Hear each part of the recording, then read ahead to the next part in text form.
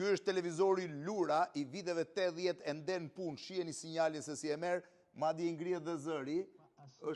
Ja, zëri është në rregull, është fiks siç ka qenë atko. Ikte dhe vinte sinjalin bazë të antenës, po ta kishte te Italia varej se kur ishte, bënte 45.000 lek së bashku me stabilizatorin. Shiheni stabilizatorin e tij.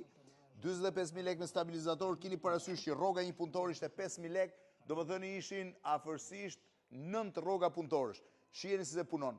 Po ky nuk është më e veçanta. Më e veçanta e tij është, sot keni Netflix, keni Disney, keni Amazon Prime edhe shumë tjera. Ne kishim Kanoçen.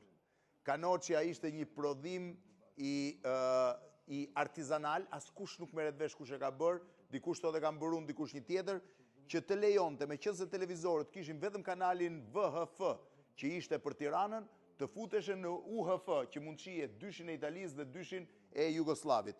Kanoçja ishte shpikja më revolucionare në Shqipërinë e viteve 80, sepse hapi një dritare të re për shqiptarët për të parë perëndimin, një dritare që se kishin. Netflixi i kohëve të shkuara.